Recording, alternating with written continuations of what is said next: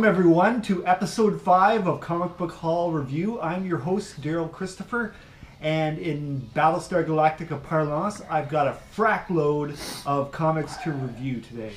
And the one thing I say about comic books that a few other people say, but everyone usually agrees upon, is that comic books are the hookers and blow for the mind.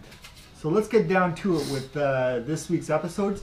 Please bear with it. This is my first time with my my good friend Abe Van Dam shooting with the new GoPro Hero 4 Black camera. So this might be a little bit different, and it'll take some getting used to, but we'll do our best. And as always, we want to talk about comic books, and we want you to have a good time watching this video, whether you're a die-hard comic book fan or you're just someone bored at work and you're looking for some random YouTube video to watch and anything to kill the time. The day is not moving for you. So this is it, comic book talk about current comic books. And you know, if you love Comic Book Men, the show, you can always take it to the next level. Enjoy this as the after show.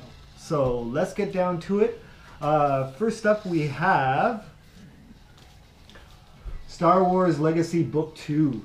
Now, this, I have Legacy Book 1 and I have Legacy Book 3, but this is basically the one that I was missing, and parts of the story that I really liked were that the storyline with Celeste Morn and the Cade going to the secret Jedi temple. So that was very cool stuff. That's what I really liked about this series.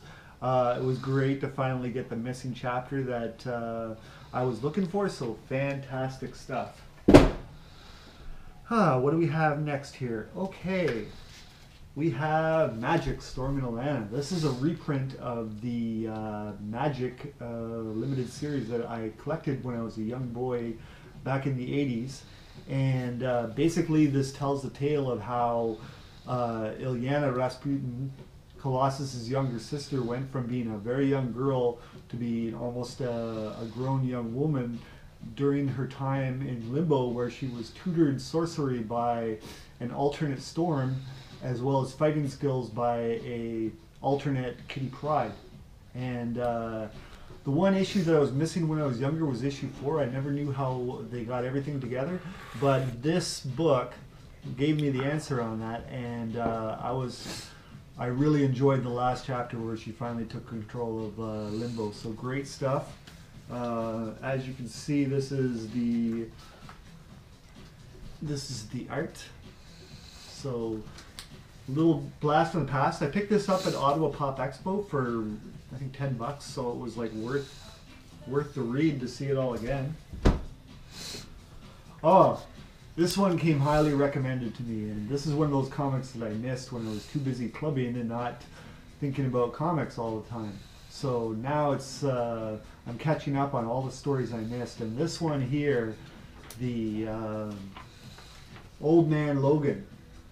It's a post-apocalyptic future where the criminals control all the wealth in the land. There's no heroes left, and Wolverine has to pay rent to Bruce Banner's grandchildren, and a little incest by the Hulk. Apparently his cousin, the She-Hulk, was the only one able to take it. So very bizarre stuff, and then we find out at the twist at the end who killed the X-Men and why the heroes fell, and then a return to people pursuing the path of heroism. So great story. I loved it. It was magnifique. So I was very happy to read that.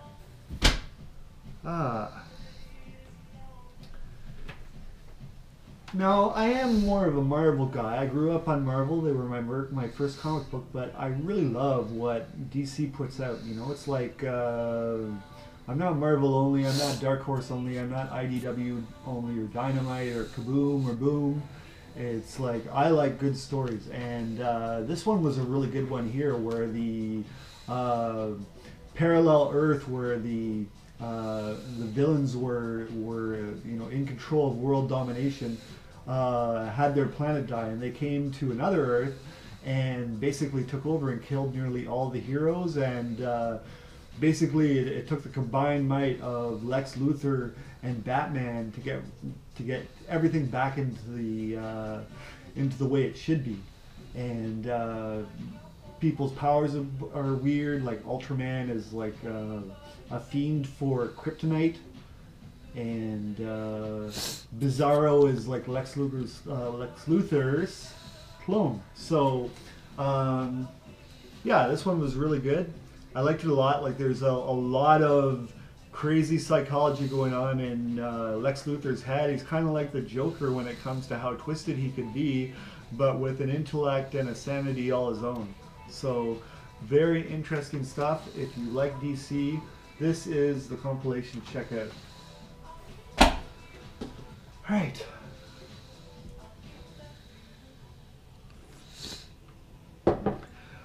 Next up, another mega purchase here is the death of Captain America. We find out, like later in the story, this has been out for a while, so you know that the brainwashed Sharon Carter, agent of S.H.I.E.L.D., was the one who did it. Captain America's girlfriend, in fact.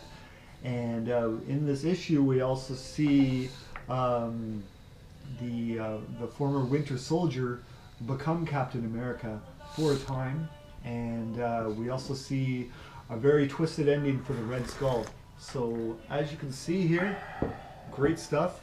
Lots of great villains, lots of great action. It's kind of like the aftermath of Civil War. So really great stuff. And you know, Captain America, a lot of people don't like America, but Captain America they like because Captain America stands up for what's right about America rather than defending what's wrong about it. And he takes a principled stand. Like, I give him a lot of respect, and that's saying a lot coming from a Canadian. So great stuff there. Here's another $10 deal that I got at Pop Expo. It's basically the many armors of Iron Man. And I think that the best part that I liked about this series was that they had the reprint of the original origin of Iron Man, aka Tony Stark, aka Tony Stark's bodyguard, and how he first came to know Rhodey, his friend who later became War Machine. And oh, I remember this from the 1990s, was the first appearance of the red and white 90s Iron Man armor that he basically put it out there to take on Obadiah Stane, who built the Ironmonger, using basically the roughest design of the original Iron Man armor. So great story there. For $10, this is a deal. Now, I'm sure you've had enough of compilations, but let's get down to it with what new comic books I've purchased since April. First up here we have a Captain America, Peggy Carter, Agent of S.H.I.E.L.D. We have stories about Captain America set in World War II, and we also have reprints of the origin of the Falcon. So very good stuff. It was like a little one-shot issue, but I like Captain America. Something about him. So let's give it to him. Next up, this is one I wanted to check out and see. I vaguely remember, I think I was too young to remember the original Bionic Woman series on TV when I was a kid. So I have fragments of memories with it, but this one continues where the TV show left off, and the action on this one takes place on the American Star space station. So imagine a show from the 70s with a budget of the 21st century. This is a great comic book. Not too bad at all. Oh, and this is what everyone was talking about at the time. This is Captain America #1, the all-new Captain America. This is the Falcon as Captain America while Steve Rogers has gotten old and he lost the powers of the super soldier serum. So this was an interesting story as we get to see the Falcon, who uses both the shield and his wings to fight. And then at the end, he's basically left in. He was expected by the Red Skull and a lot of other villains out to get him that are his main Captain America nemesis. So great stuff to see here. It's like America's had, like, I don't judge people by their skin color. I judge them by what actions they take and what they do. But I think that there is no better selection than the Falcon as Captain America, because he was always his own man, but he always was very loyal to Captain America from the very start. And I think this kind of says to people too that it's not just one man who's Captain America, and as you well know, you can't kill an idea. So this is interesting stuff here. We'll have to wait and see where it goes, but not too bad. Oh, now normally I don't buy kids comic books, but I had to say this one really stood out on me. Like, next to Montgomery Burns, Rainier Wolfcastle as McBain is my favorite Simpsons character. Now, I didn't get to read a lot of this because I was so worried about damaging the book. As you can see, it has a giant poster included, and but it had all the classic lines that you remember from the Arnold Schwarzenegger films, like, "It's not a rumor," and you know, like, "Get to the chopper! Get to the chopper!" So it had lines like that. For what I did read, it was rather funny. So I'm looking forward to the next issue, hopefully without another giant poster, so I can go through and read the book rather than worrying about damaging it. So great stuff here. I like some of the Bongo comics. Simpsons, we still watch it, but it's not as funny as it was back in the day. But like comic book form, it's not too bad. So very good stuff here. Oh, here we go. Here we go. Got a little Star Trek here. This is the final issue, issue number 5 of the original teleplay of City on the Edge of Forever.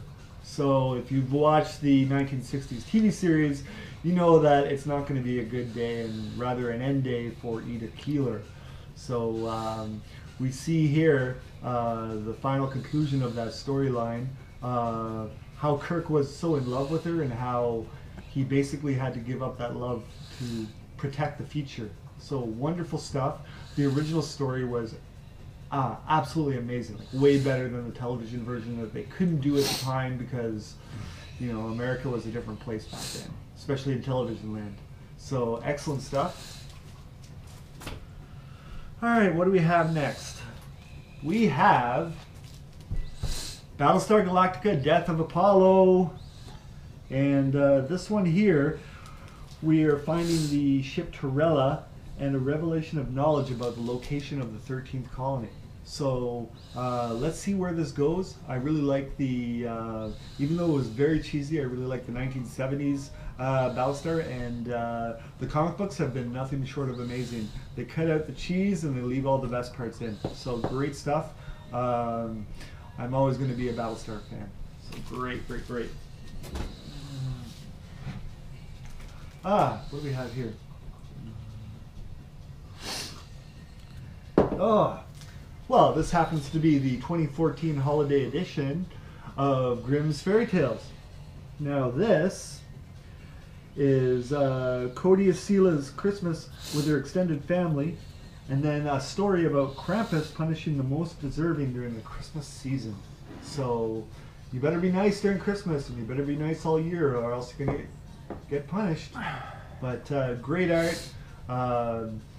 sexy girls, all the stuff you would expect from Grimm's Fairy Tales. So great stuff. Next up, we have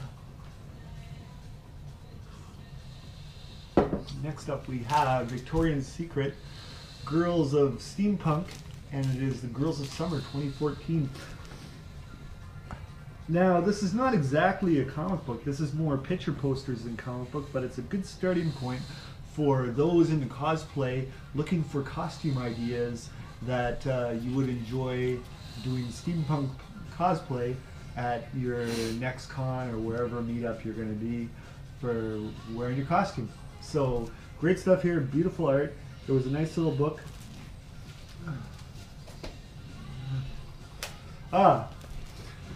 That was the deal of the winter. Was a great Christmas gift. I got the 3D and Blu-ray of Dawn of Planet of the Apes for $15 over the holidays, over the Christmas holidays. And it's nice to get it in comic book form, which is a little different than what you're seeing in the movie, but like absolutely great stuff. I mean, it's definitely a cautionary tale. We don't want the apes taken over. So that would just be bad news. They'd be taking dumps everywhere and throwing bananas at people and just behaving ridiculously and pissing on themselves. So yeah, like this is to instill fear that civility and intelligence and evolution are paramount to the human experience, or else we could go the way of the humans in the Planet of the Apes and the apes will take over. So let's not see that happen, but great storytelling here. I liked it a lot. You know what they always say when it comes to music and when it comes to comic books? Support the locals. I picked these up at Pop Expo. One of my friends, Dominic Chenier, a great, super talented artist, and he was supporting his friend there at Pop Expo, and he has his own line of comic books. So I decided to say, hey, I'm going to pick these up. So basically what we have here is we have this comic book here, which is inspired by the Evanescence song "Bring Me to Life." So it's basically the comic set to the lyrics of the song, and it's very good stuff. This is mirrorcomics.com. So if you're looking for an issue, but if you want to support your local independent, this is the way to go. And then what we have here is Ghost King, which is Imperial Warriors of the Middle Kingdom, working for the Emperor against supernatural elements of nature in feudal Japan. So this was a nice read. I liked it, and it was nice to support a friend, and look, I even got it signed. How about that? So that's pretty sweet.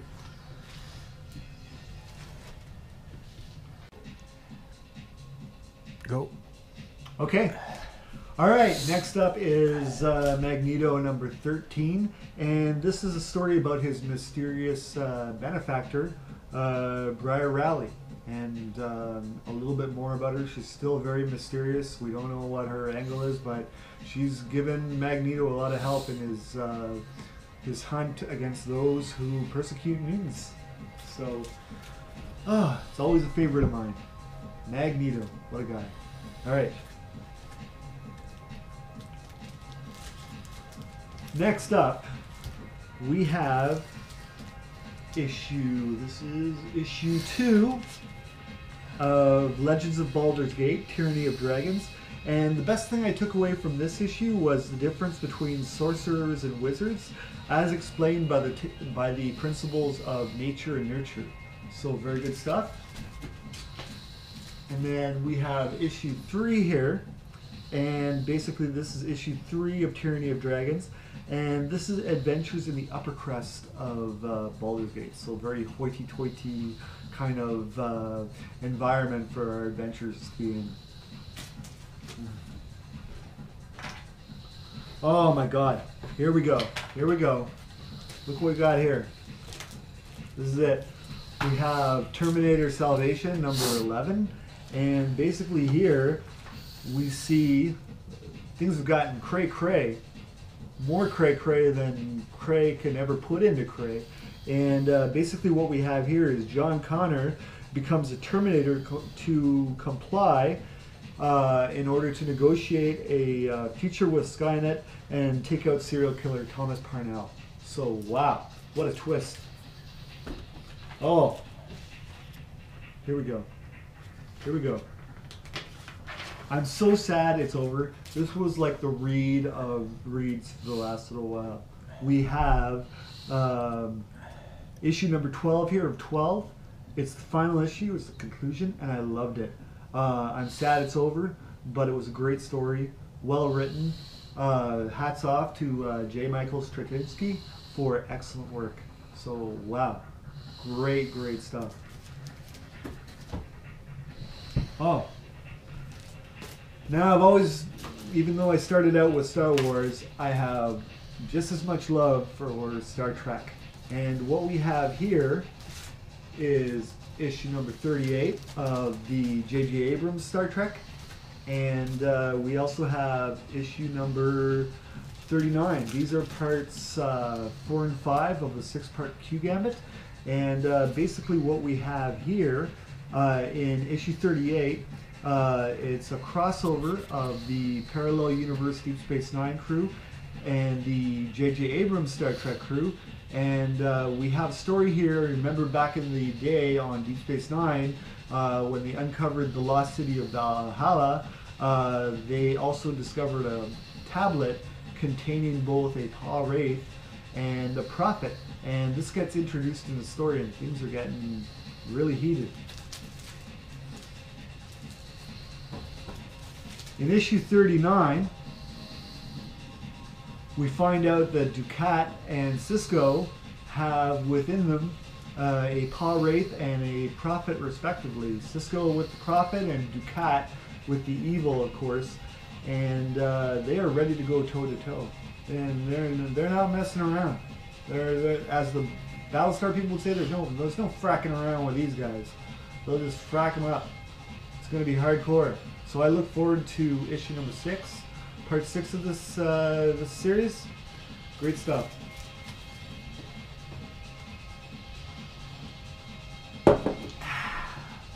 Oh, a little more expensive. This was, I believe it was, $8. And this is the photo play by John Byrne. Basically, they took pictures from the original series and they put together a comic book with them. And this one here is Made Out of Mud, where we basically have a photo play adventure with Harry Mudd and Kirk's old nemesis, the former Captain Tracy. You might remember him from the original series. So that was one messed up guy.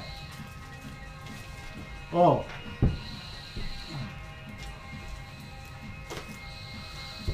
If you love post-apocalyptic, dystopian, disgusting features, Escape from New York is the film to see. It still stands out as one of the best movies about New York, and will probably remain that way until the end of time. Now, the story here in Escape from New York number 1 is it takes place immediately after the Escape from New York movie and follows Snake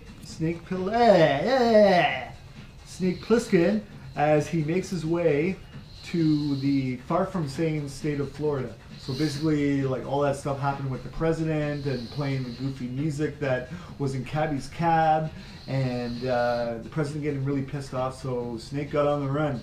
And we find him in Florida, of all places. No longer for retirees, but lots of crazy people. Escape from New York number 2, and this continues the adventure in Florida. And we see Snake get captured. He gets put in a submarine's prison, and there's also some swamp action in this one. So very interesting stuff. Oh, ever since Dawn of the Dead, the original Dawn of the Dead, I have loved zombie movies, and I have loved George A. Romero. This right here is issue 3 of 5 of Act 2, where Mayor Chandrake takes on his nephew Bill for control. This one has it all. It has zombies, it has vampires, it has New York, it has extremist southern people coming to invade. It's got a lot.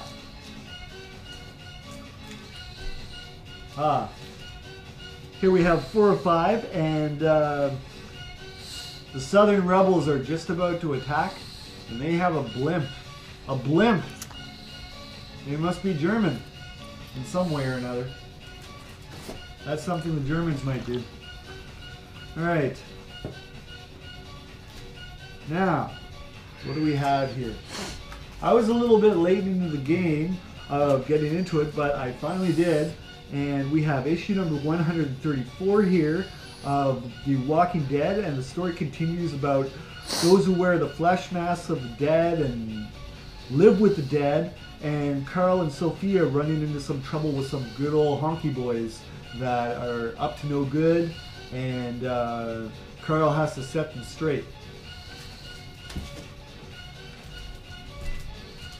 He gets into a big fight, and issue 135 is the consequences of Carl's fight. So a lot has happened, a lot we have yet to see on the television series, so crazy stuff. Oh, this is something that I picked up at Pop Expo. Now, you know, if you're spending a lot of money on a reprint because the first issue is too expensive to get, this is the next best thing. I wanted to see where it all began in the comic book, and this is it. This is issue number 1, the special edition of Walking Dead number 1. This is where it all began, and look at what it spawned. It has like a top-selling comic book. It's got the TV show. There's video games. There's like a new spin-off series coming with The Walking Dead. So lots going on. I can't wait until February 8th until we get back into the end of the season. So much has happened. It was way better than last season where Rick spent too much time picking vegetables and not enough time fighting, and now he's back to being hardcore Rick, which we like. So until then, there's the comic books. But this will get me through until Walking Dead comes back on. Oh! Oh! Oh! Oh! Oh! Oh! What do we have? What do we have? We have the variant cover of Superior Iron Man number 1. Now this one here, Tony Stark has decided as a result of the inversion that took place in Avengers and X-Men Axis, he's decided to sell the Extremis app to people, to make them more beautiful, to stay young, to be smarter, but it comes at a cost. And he's drinking again. He's in armor that's more like an updated version of his gray original armor. It's a silver armor, and yeah, this is some crazy stuff happening here. So it's not the Tony we know. It's not the smart alecky but good-hearted Tony. It's the smart alecky but bad-hearted Tony. So very interesting. Here we have Superior Iron Man number 2, and this depicts his fight with Daredevil, who is not amused by Tony's behavior and the increase in crime as a result of the dependence on the Extremis app. So, and it left with something very interesting that happened. So we get to Superior Iron Man number 3, and Daredevil's sight is briefly restored, almost like it was in Secret Wars 2, I think it was, when the Beyonder restored his sight. And the other Iron Man and Pepper continue to work together to bring down the Superior Iron Man. So great stuff here. It's nice to see a different take on classic heroes. Oh, oh, oh. Now, if there's one thing for certain in life, it's know that I have the highest respect for the brothers. And I love their arts, and I love the arts that promote them. And what we have here is Black Dynamite number 4. And we have a villain, a white villain, and his moniker is the Shuttlecock, as in badminton shuttlecock. And we have him going toe to toe with Black Dynamite, and it also involves basketball shoes. Basketball shoes. So, ooh, Black Dynamite. Oh, this is the man. We have Shaft number 1, and this is an origin story about when he was a boxer. So very interesting stuff here. We have Shaft number 2, And this is a tale of when Shaft was an undercover shopper out to catch thieves in stores trying to shoplift stuff. And this follows his stint as a soldier during the Vietnam War. So great stuff there. Oh man, this is the hookers a blow for the mind here. This is The Dark Tower, The Drawing of the Three, part 4 of 5 and 5 of 5. Here we go. And this continues the story of the Dean brothers in 1972 New York. And then in 5 of 5, we have Eddie Dean finally makes contact with the gunslinger and is thrust into his world. The story will continue in The Dark Tower, House of Cards. I read the books. I love them. It's great to revisit them in comic book form. It's by far my favorite Stephen King series. I mean, it has the Western, it has the sci-fi, it has the horror, it has the action, the romance. Everything was in the Dark Tower series. Best reads ever. I loved it. Oh, here we go. Here we go.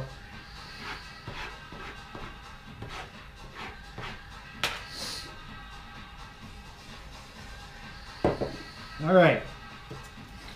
Fire and Stone was the Dark Horse event putting together Aliens, Predator, Aliens versus Predator, and Prometheus, and interweaving the tales. So first up we have AVP, Aliens versus Predator, Fire and Stone number 2. And what we have here is both Alden the android and Predator are still on the hunt following their transformation by the engineer's accelerant, and all hell breaks loose. Well, what do you expect with aliens and engineers and crazy human beings who are there? It's like, it's gonna happen.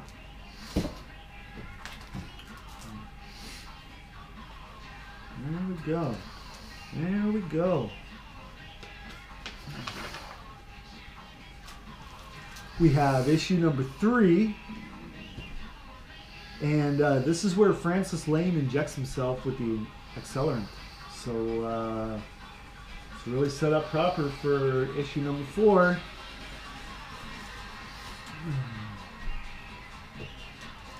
Here we have Predator, 2 of 4, and what we have here is a bargain struck with the Predator to fight the aliens. Hardcore stuff.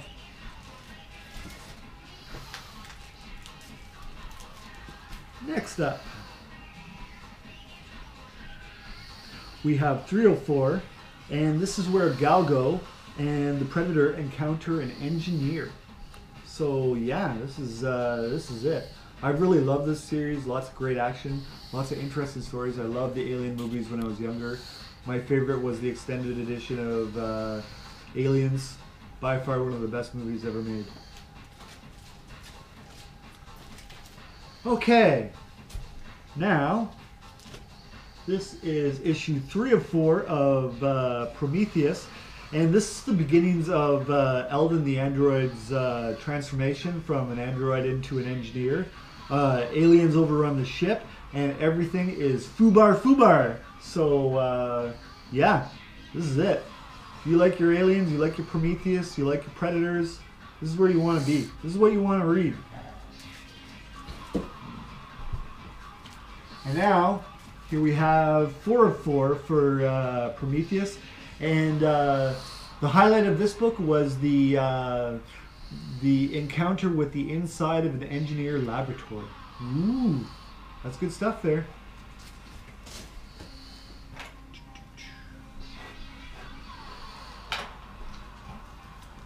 What do we have here? Aliens number 1, my good friends at the comic book shop on Clyde in Nepean, Ottawa, Canada, helped me get the issues that I was missing, and this is it. This is Aliens number 1, Fire and Stone, and the story begins on LV-426, Hadley's Hope, if you remember from the movie.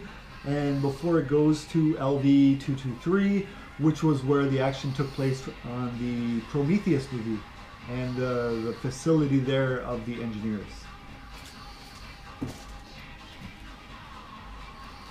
I seem to be missing issue number 2, but maybe I reviewed it last episode. I'm not too sure. I guess I'll have to hunt for it. But we have 3 of 4 here, and the survivors of. All right. Okay. Want me to pause? No. It's all good. No good.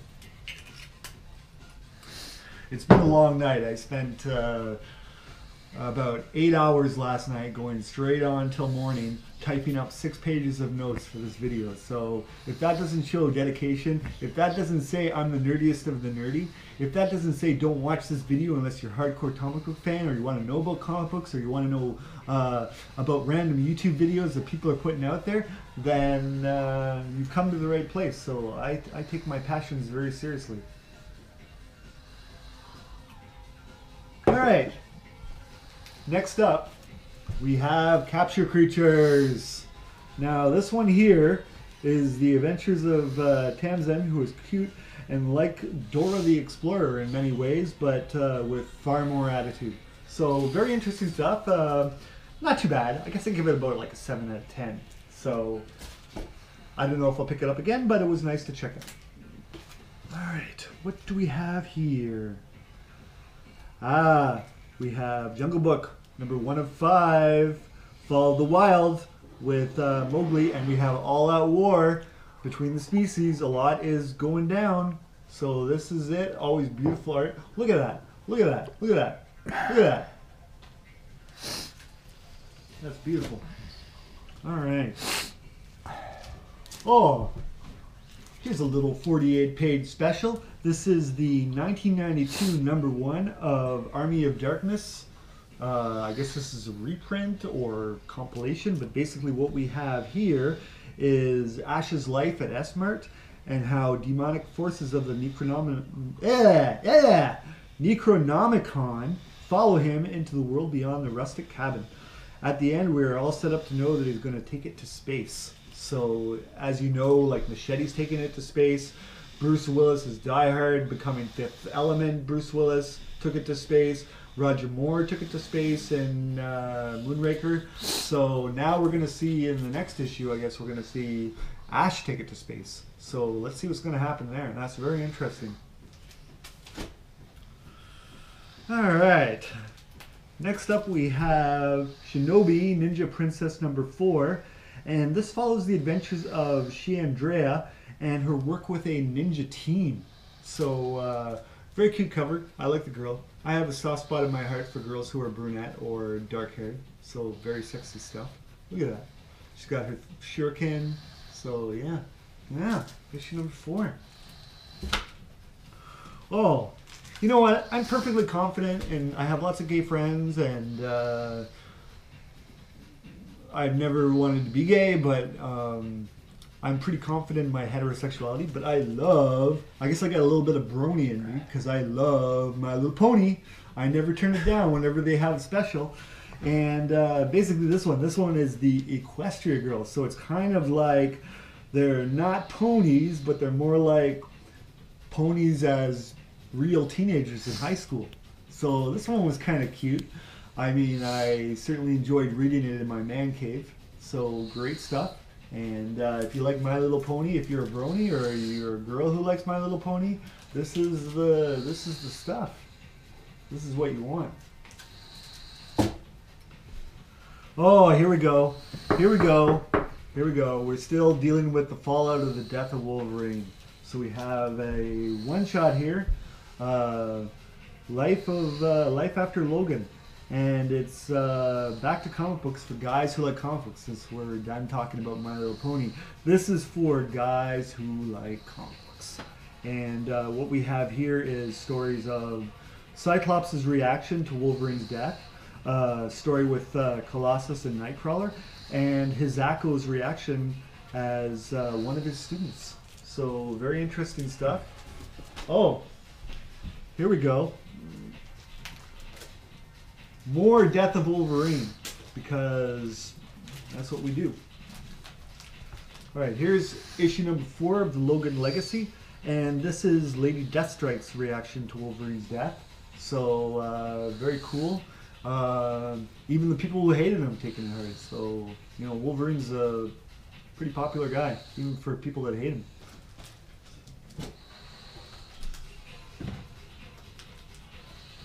Next up we have Logan Legacy number 5, and this is Daken's reaction to his death, and it's set to Japanese funeral rites, which he's taking for his father, Father Wolverine.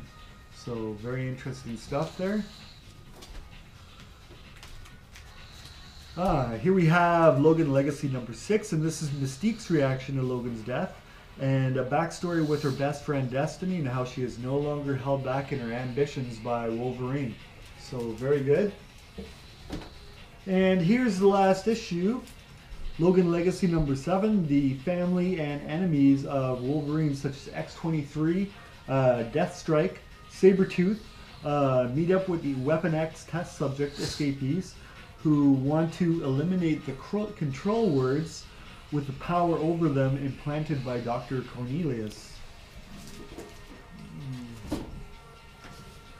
Moving on to another series spawned by the death of Wolverine, we have the Weapon X program. This is issue number 2.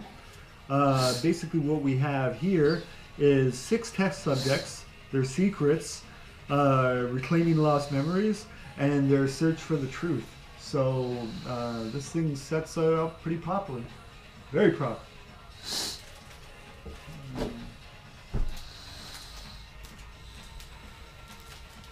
Here we have the Weapon X program number 3, and this is the test subjects make contact with Sabretooth, trying to find answers from all their own people, I suppose. Next up, we have the Weapon X program number. This is number 5, and this is the test subjects make their way to Arcadia, concluding the book.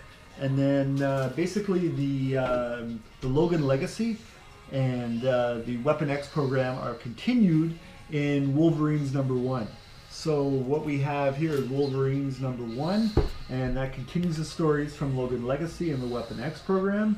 We have Shogun, Ogun, slash Ogun, Nero the serial killer, Endo, Skell, Junk, Mystique, Sabretooth, Lady Deathstrike, Daken, X-23 return to the Paradise facility, and where they encounter the Wrecking Crew and Mr. Sinister. So that's some crazy stuff there. Cray cray.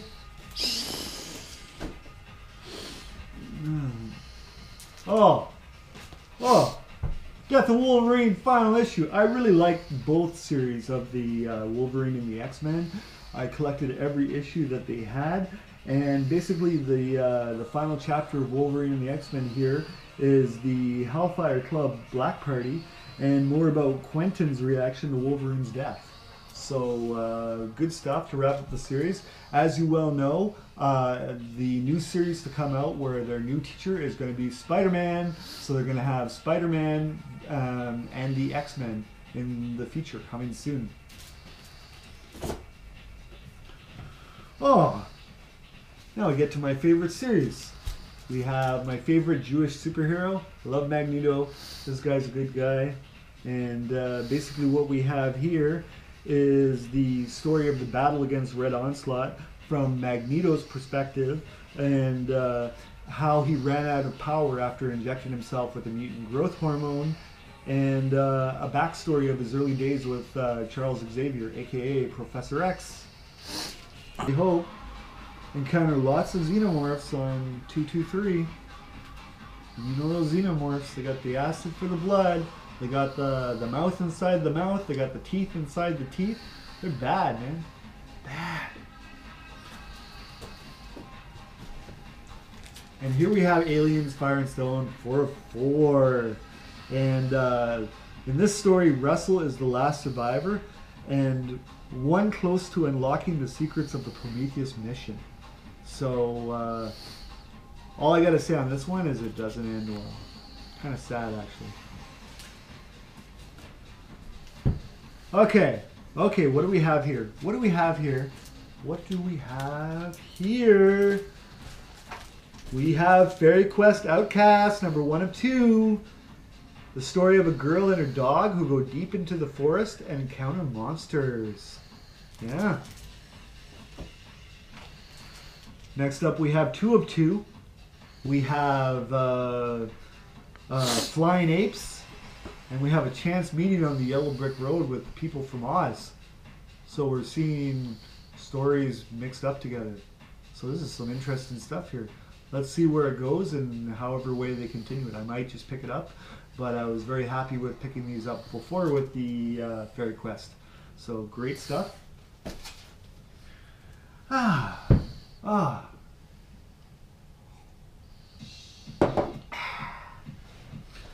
There we go.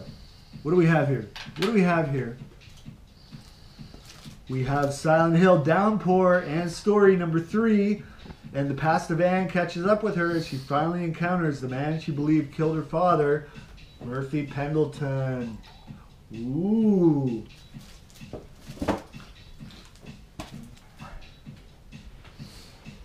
And next up we have Silent Hill Downpour and story.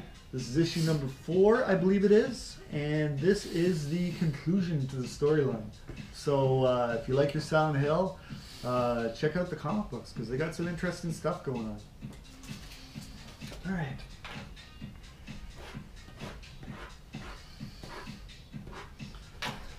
Oh, back when I only had 3 channels on TV, no cable, one of my favorite series that I used to watch next to The Outer Limits was The Twilight Zone.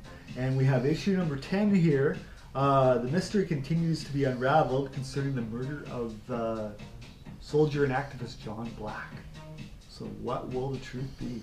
I guess we're going to have to wait to find out. Alright. Oh, who says I don't like DC? I pick up some DC comic books. Look at this, look at this.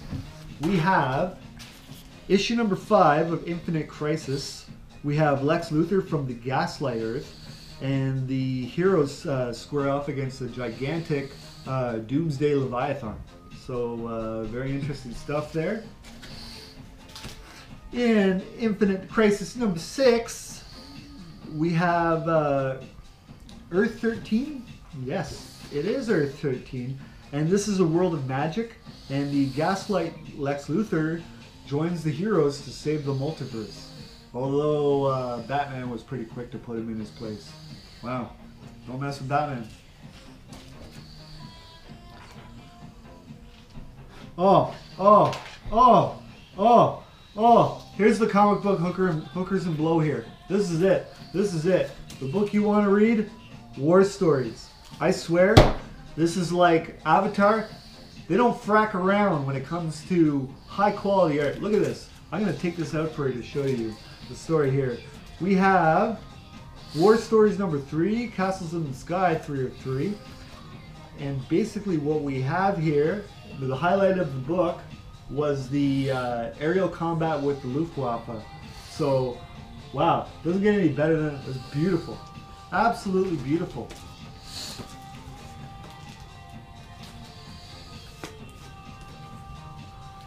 And here we have issue number 4, Children of Israel, number 1 and 3.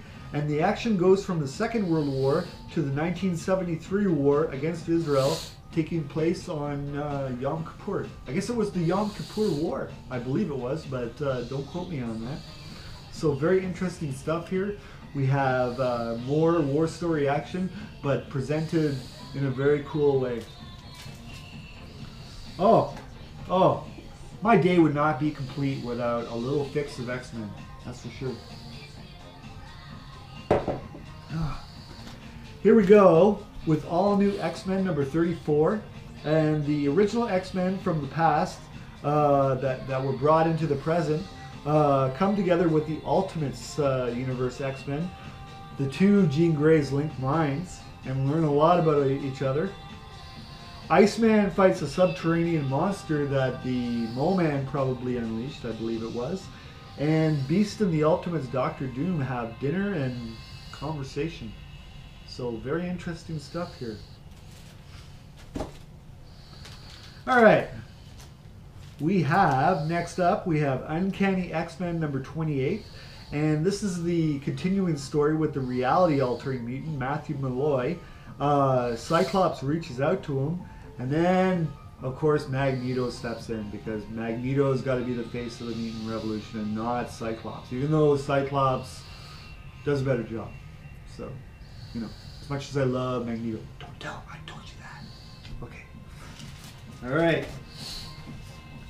What do we have here? What do we have here? We have Uncanny X-Men number 29. All hell breaks loose. And it stars, guest star is Doctor Strange. Always helping the mutant kind. Very nice. Oh, this is a great return to a great idea of the past of comic books. Having annuals. I always look forward to the annual every year. Having that one issue with like a super awesome story that you can enjoy. And this one here is the time travel adventure of time-shifting mutant Eva Bell. And the story concludes in all new X-Men annual number 1. So as you can see, this is the Uncanny X-Men annual number 1. And here we have the all new X-Men annual number 1. Go. And we go from stories of basically, we have Morgan Le Fay in the past, in the age of dinosaurs that she hangs out with. And then we have the world of the Marvel Universe in the year 2099, where a lot has changed and technology has gotten way better. So very cool stuff here. Oh, oh, oh, oh, oh, oh, oh, oh, oh, oh, oh, oh, oh, oh, yeah. All right, we got X-Men number 21. This is Exogenous Part 4, and this continues the story on the Sword Space Station, and it ends with a hell load of Brood Skrulls. So think the Brood and think the Skrulls, but merged into a completely new kind of species. Very bizarre stuff. Here we have X-Men number 23, and as they say in this issue, something is up with the lawn as the X-Men try to keep the Earth together. Something's going on there, and we don't know what it is. Oh, sorry, that's 22. 22 is the conclusion of Exogenous Part 5. Lots of space battles, basically, and lots of Brood Skrulls. Sorry. Here we have the 23, where they had that classic line, something's up with the lawn, something's going on.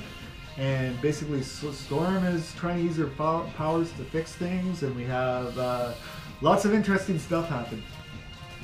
Oh, oh, oh, oh. Look at this, look at this, look at this. X-Men Year Zero number 5. This is the conclusion of the Zero Mystery, and ends with the first lead of the original X-Files team. So if you wanted to see what how the X-Files began before Mulder and Scully, this was the series to check out. And it was kind of cool that they had the retro look for the past in the comic, and then they had the modern art for the present day of Mulder and Scully. So great stuff here. I love X-Files. It would be great if they ever did like a reboot of the series, but I'm just glad to have, you know, Mulder and Scully back in comic book form. So I'll take it any day of the week. All right. Oh, oh, oh, here we go. X-Files Xmas special. We have stories about Fox's childhood Christmas, the Lone Gunman, and a Second World War tale involving airplane gremlins. So yeah, X-Men. Oh, sorry. X-Files. X-Men are mutants. X-Files are FBI. So my apologies, but you get the point. You get it. All right. What do we have here? What do we have here? Here we have issue number 18. This is a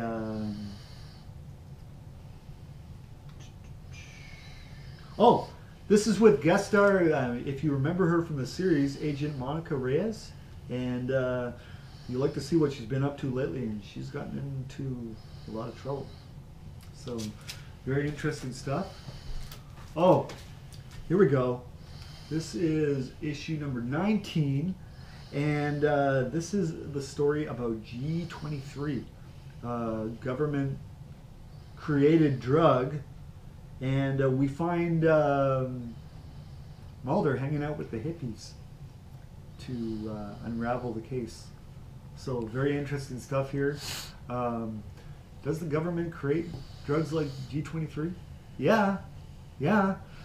I read at the beginning of the Afghanistan war that they created a drug so that you could stay awake for an entire week straight without compromise to your abilities. They gave it to the pilots, so the government is capable of anything. Who knows? They probably have a fleet of UFOs like the Robert Lazar said back in the day. So very interesting stuff here. Let's see where it goes. I love X-Files. All right. Oh, another classic here. If you haven't seen the Nightbreed movies, you have to see the Nightbreed movie. And I think they have just a director's cutout now. So it was one of the hidden gems of the 90s. One of the greatest suspenseful, kind of horror, kind of fantasy kind of movies. And I really liked it a lot. Excuse me. So we have here is issue number 7. And this is Aaron's Boone childhood. And it was a really rough childhood. It was a terrible childhood. He had a lot happen to him, and not very good. And then we have issue 8 here, which is the conclusion of the story about Boone's terrible childhood. Very, very graphic stuff. These are for mature readers. There's a lot of messed up things in this comic book, but in a good way. It's got a good heart, so that's what counts. All right. Oh, what do we have? What do we have? Oh. Here we go. Avengers number 38. And as you can see in the cover, they got 6 months until time runs out.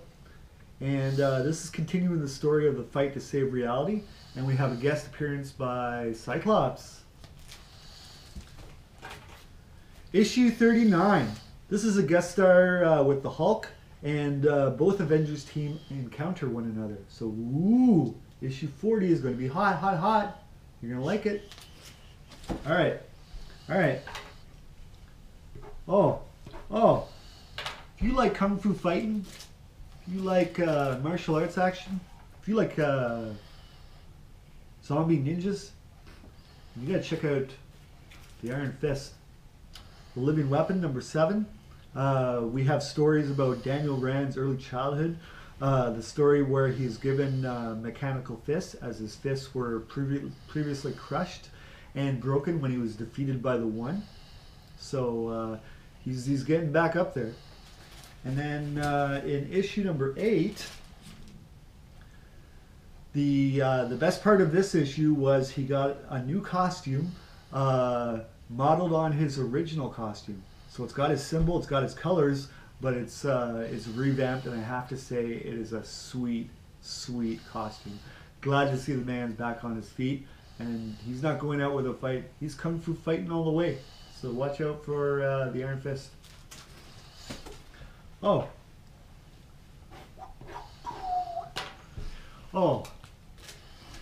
Here we go.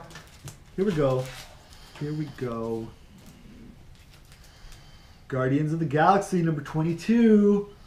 We have the Venom symbiote. He's getting into everyone. He's infecting everyone. Everyone joins with the symbiote. It's crazy. I tell you, this one is interesting. Oh, nice to see annuals. Look at that. The Guardians of the Galaxy annual number 1. Here we have a story about Carol Danvers. You might remember her as the Captain Marvel. The Miss Marvel, I should say, and her first adventure on the team involving the Guardians encountering Nick Fury, S.H.I.E.L.D. agents, and even a helicarrier in deep space. What is going on here? Well, I'm not going to ruin it for you, but let's just say you'll like the read. This was a good issue, had good heart. I liked it a lot. Oh, oh, oh, oh my, oh my. Look at this. Look at this. We're down to the final stack. Here we go. Look at this. Spider-Verse Part 1. We have Amazing Spider-Man number 9. And spider people from across the multiverse begin to come together to fight the inheritors, the ones that feast on spider people. And we also have a little story about an inheritor feast, and you know, pretty cannibalistic, I would say so. All right, Part 2, we have Amazing Spider-Man number 10. This issue was showcasing the Superior Spider-Man, aka Spider-Man with the mind of Dr. Octopus. So we have a battle with the inheritors, and Superior's play to lead the spider people. So wow, lots of stuff happening there. All right, Amazing Spider-Man number 11. This is Spider-Verse Part 3. The Amazing Spider-Man and the Superior Spider-Man battled it out for leadership of the spider people. Captain Universe Spider-Man is killed, and the inheritors take baby Benji as their scion. So crazy stuff there.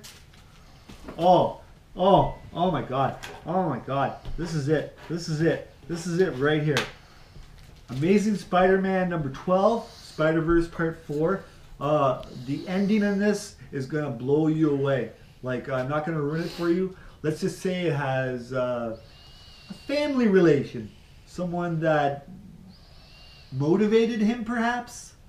So we shall say it had a very interesting ending. We have Spider Robot in this issue. We have the Spider Buggy.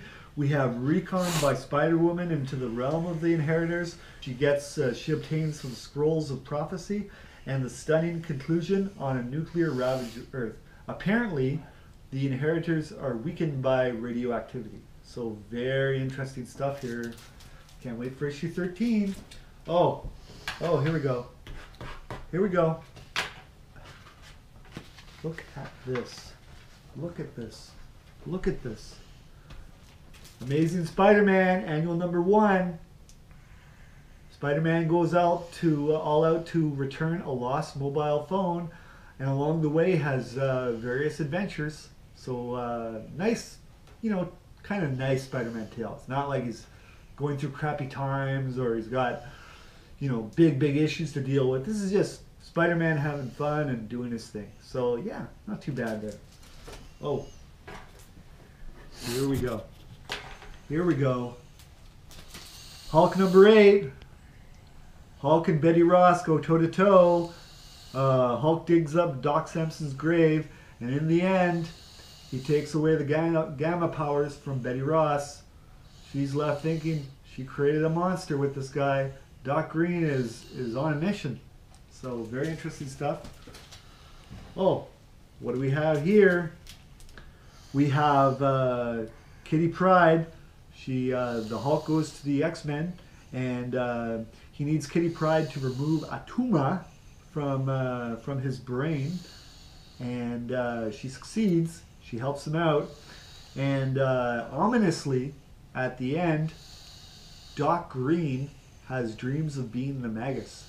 As you know, the Magus is the future version of the Hulk that basically kills everyone off and rules the Earth, kind of thing. So he's got gray hair, but still like the Hulk Hogan sized muscles. So very interesting stuff. He's taking a real dark turn here. All right. Oh, here we have issue number 10, and this is where Hulk and Red Hulk, aka General Thunderbolt Ross, duke it out, and of course Doc Green takes away his powers. So no more Red Hulk. He's on a mission, and at the end, we know that She-Hulk's going to enter it very soon, perhaps next issue. So let's see what happens there. Oh, when I was growing up, I really liked the Hobgoblin a lot. I guess because I was too young to get into the Green Goblin, so it was like the Hobgoblin was the villain for Spider-Man for my generation. And I'm a decade 4 now, so this is going way back to the 1980s. But what do we have here? We have Hobgoblin number 2, and he has some battles with the Goblin King. And meanwhile, the Goblin King is also recruiting supervillains. And there's a traitor from Hobgoblin's team working together. So some interesting storyline there. But I have a feeling that Hobgoblin's going to sort this stuff out. Alright. Here we have Hobgoblin number 3. And we have Hobgoblin and his team versus Goblin King and his team. And the action takes place during a ceremony honoring Hobgoblin's heroic efforts. So yeah, this is alright. Alright.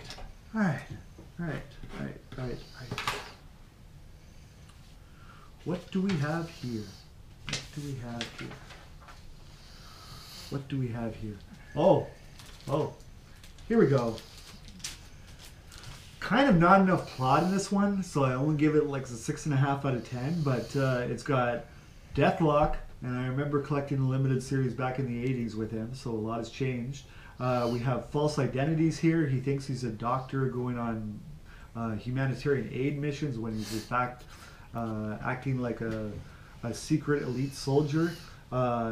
His memories are wiped after every mission, and he has life and a little story about life struggling as a single father, trying to, help nurture his teenage daughter. So very good stuff there.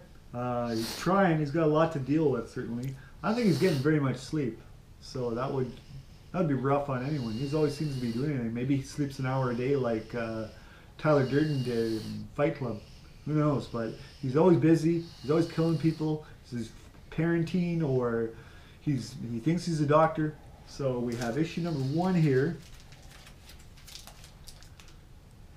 And it gets kind of boring that it's like the same thing again and again. He's going on a mission, and he's struggling with fatherhood, and but the one nice icing on the cake for this is it finishes with Domino.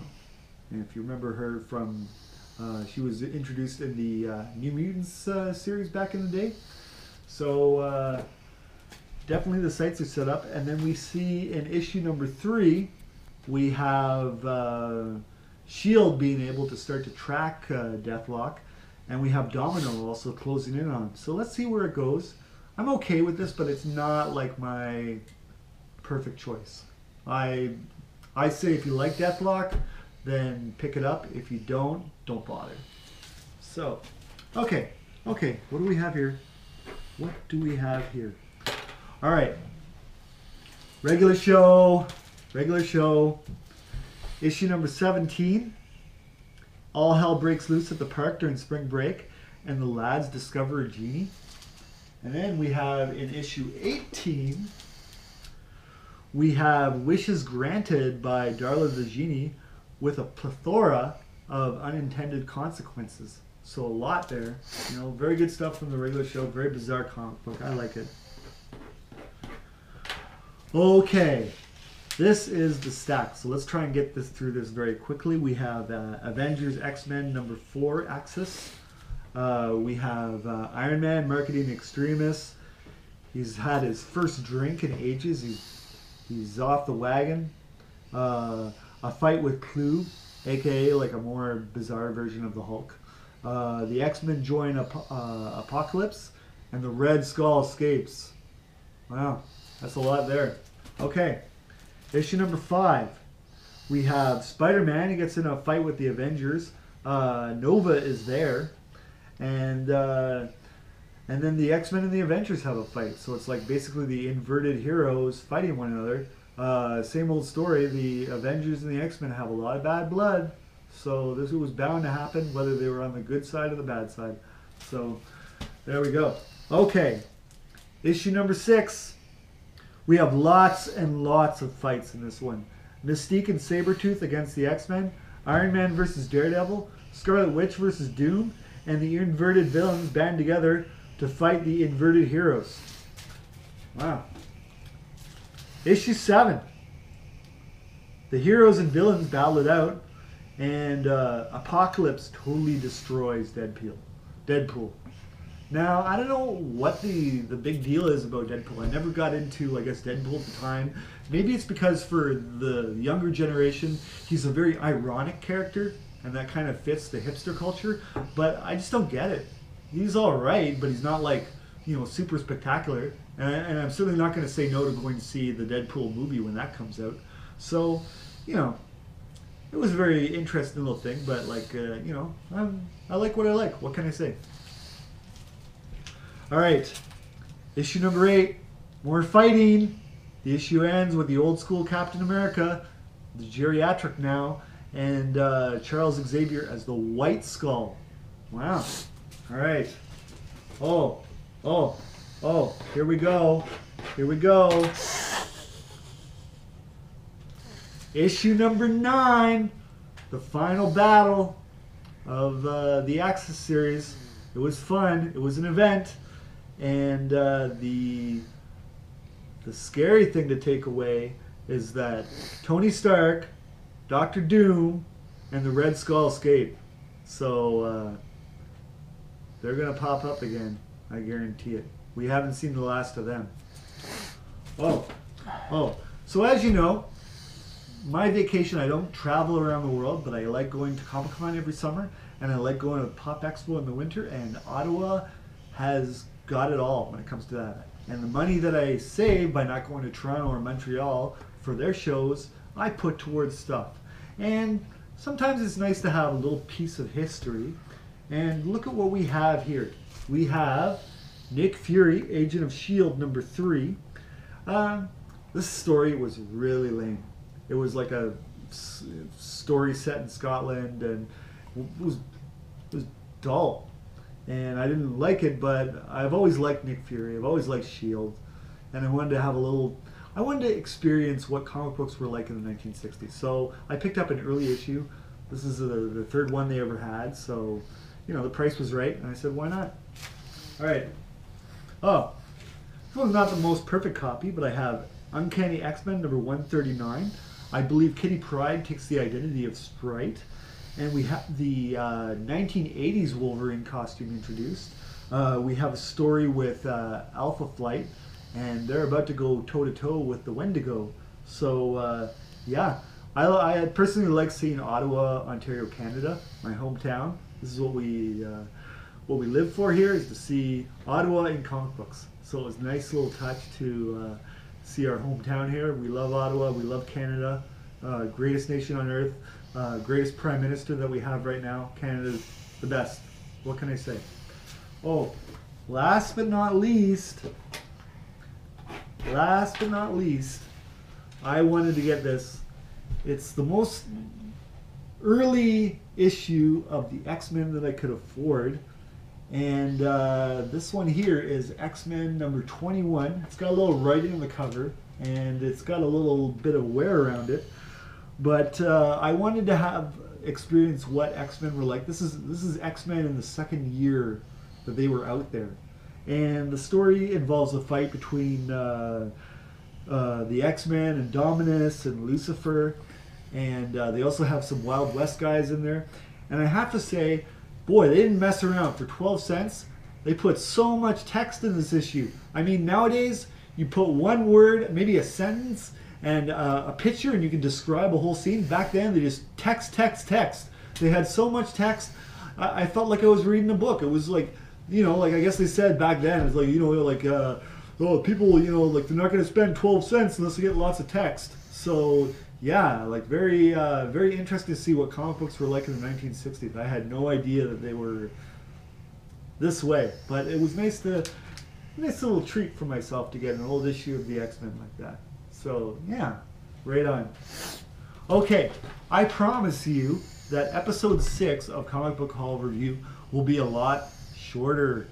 I thank you greatly to all the wonderful people who watch YouTube for taking the time to watch this extended edition.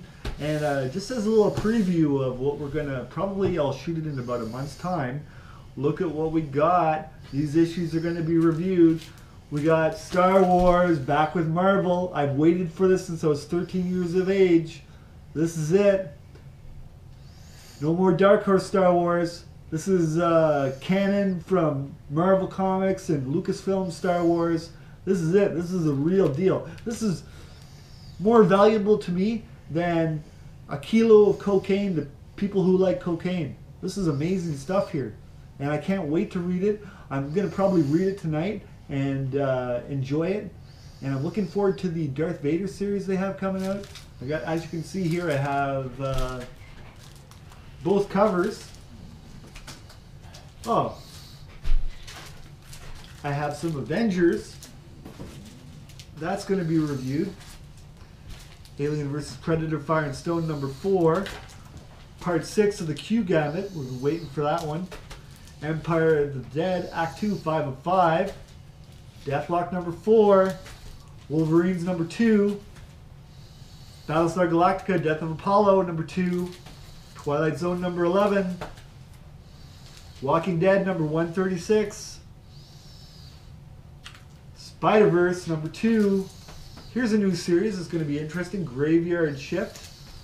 Regular show #19. As always, I enjoy getting my copy of the comic shop news. That way I know what's coming out and I know what to ask for. So it's, we always appreciate this. The comic book shop on Clyde in Nepean in Ottawa, Ontario, Canada always gives them out for me, and I appreciate them greatly. Here we have a compilation of the Iron Metropolitan Iron Man. So I'm looking forward to reading this. I like Iron Man a lot. This will be great stuff. I have the Time Runs Out, Volume 1 of Avengers. Here's a comic that I got during the fix over the holidays. I got the X-Men Road to Onslaught. So that's going to be good. I'm just starting to get my way through it. And I have the Justice League Trinity War. So that's just scratching the surface as to what I will review. I'm going to be keeping on picking up comic books in my subscriptions week after week.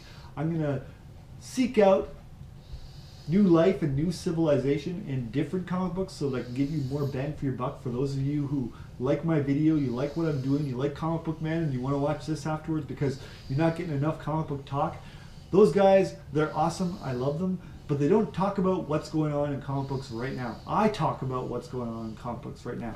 Anyways, I have to say to you, I say cheers. And I say in about a month, join me for episode 6 of Comic Book Shop Review. It'll be a lot shorter, but I thank you so much for getting through this episode. Like, this was a long one. We went through a lot of comics, and I hope you enjoyed the ride. I hope you learned something about comic books. Comic books are your friend. Comic books are hookers and blow for the mind. This is the best stuff you can get for your mind.